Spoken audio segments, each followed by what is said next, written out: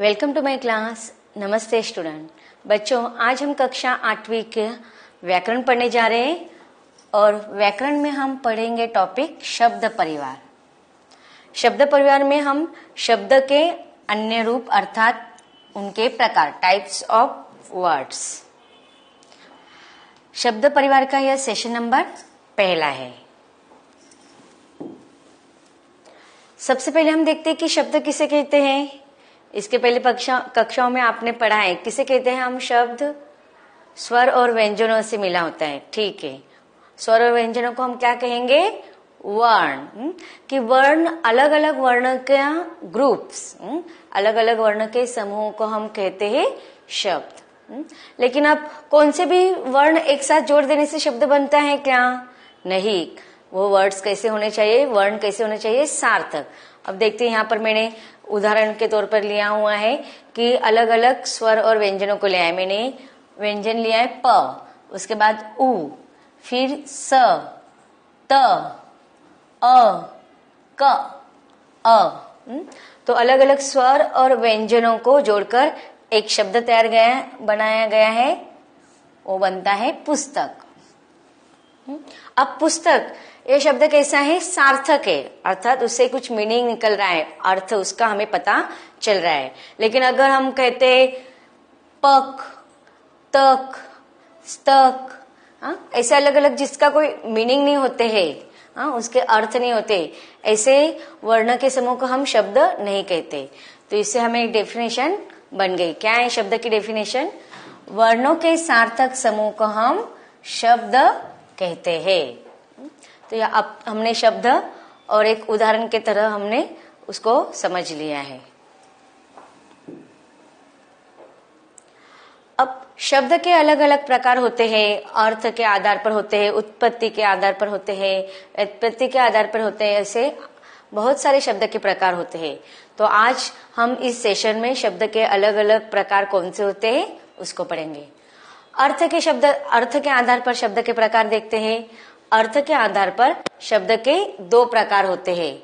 एक होता है सार्थक शब्द और दूसरा होता है निरर्थक शब्द।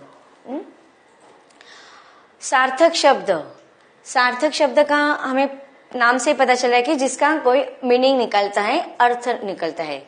और दूसरा होता है निरर्थक शब्द। निरर्थक का मतलब जिसके कोई अर्थ नहीं होता है, उसे हम कहते हैं निरर्थक शब्द। अब सार्थक शब्द की परिभाषा देखते हैं। जिन शब्दों का कोई अर्थ निकलता है उसे हम सार्थक शब्द कहते हैं।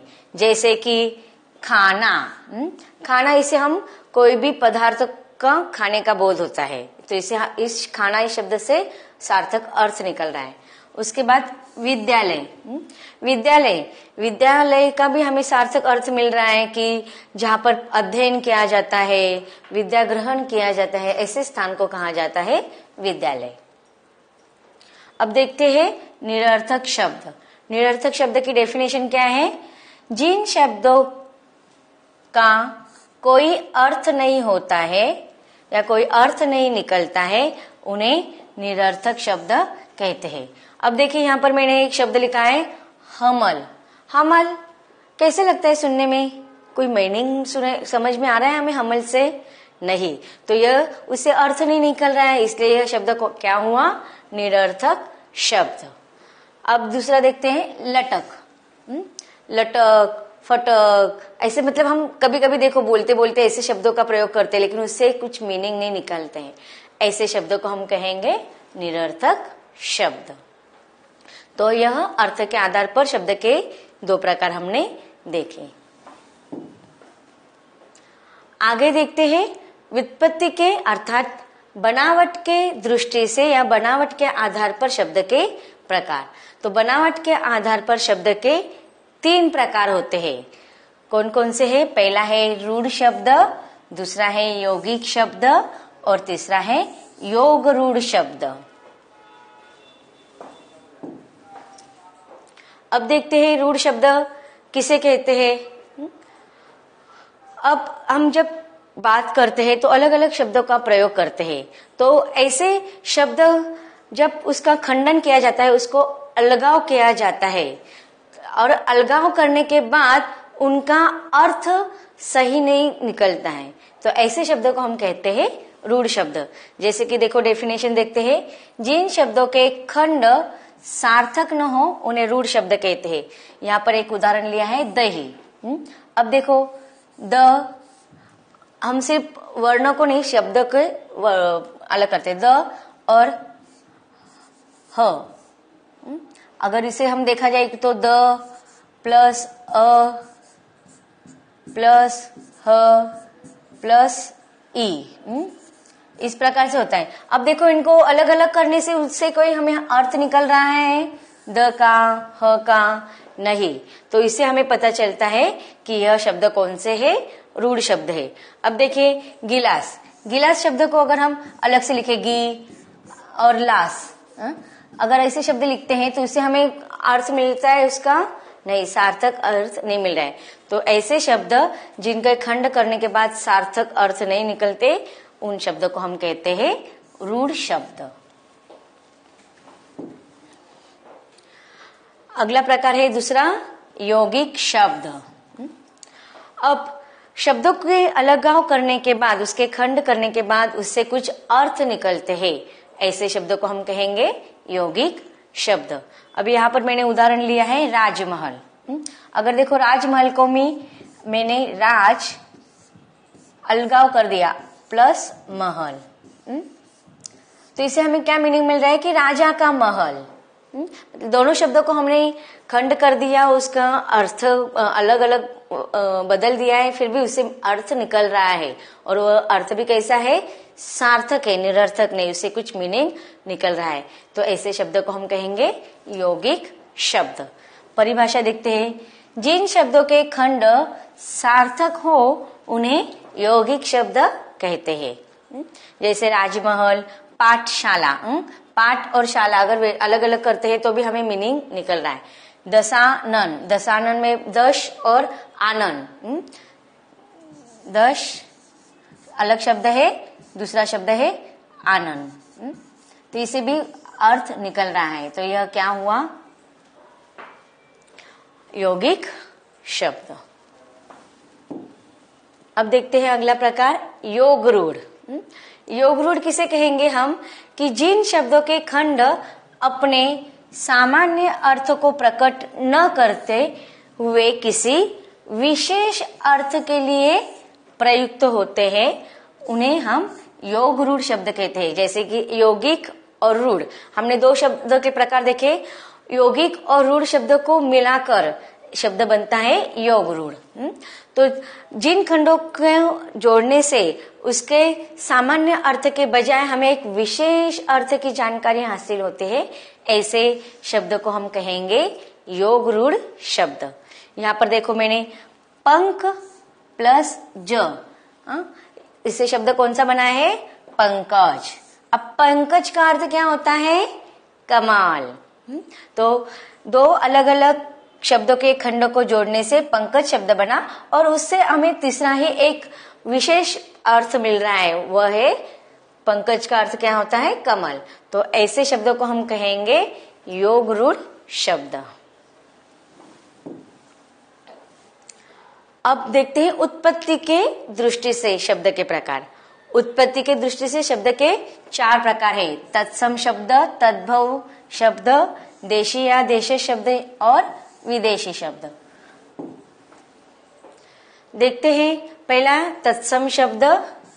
जो शब्द संस्कृत से जो के तो हिंदी में आए हैं वे तत्सम शब्द कहलाते हैं। अर्थात संस्कृत के शब्दों को जैसे के तैसे ही हिंदी में प्रयुक्त करना, उसे कहा जाता है तत्सम शब्द। जैसे कि नेत्र, शरीर, विद्या, ये सारे संस्कृत शब्द हैं, इसलिए इसे हम तत्सम शब्द कहेंगे।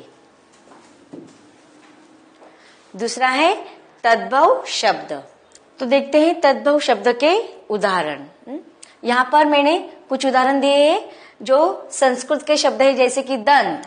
दंत है संस्कृत का शब्द है, जिसमें परिवर्तन कर कर हम हिंदी में लिखते हैं दांत।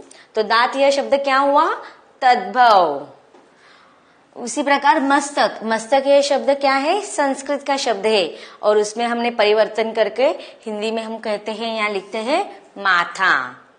उसी प्रकार क्षेत्र, क्षेत्र यह संस्कृत शब्द है, उसे हम हिंदी में परिवर्तन करके खेत लिखते हैं या कहते हैं। तो इस प्रकार दांत, माथा, खेत यह तद्भव शब्द है।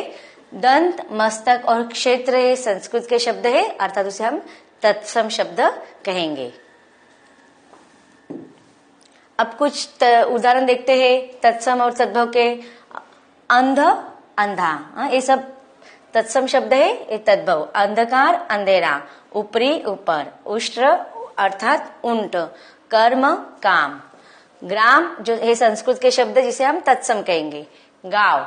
अग्नि, आग। अर्थ, आधा। कर्ण, कान। कुपुत्र, कपूत। तो इस प्रकार संस्कृत के शब्द परिवर्तन करके हिंदी में तद्भव कहलाते हैं और संस्कृत के शब्दों को हम तत्सम कहते हैं। और भी उदाहरण है गृह, घर। घृत, घृत, घी। दंत, दांत। नव, नया। चंद्र, चांद। उत्पत्ति की दृष्टि से शब्द के जो प्रकार दिख रहे हैं, अब उसमें हम तीसरा प्रकार देखते हैं देशी या देशज शब्द। वे शब्द जो भारत की किसी भी भाषा से हिंदी में आ गए हैं वे देशी या देशज शब्द कहलाते हैं। अर्थात भारत देश में जितने भी प्रांत है उसमें से भारत के ही बोले जाने वाले शब्द, चाहे वो किसी भी देश का हो, प्रांत का हो, उसे हम कहेंगे देशी या देशज।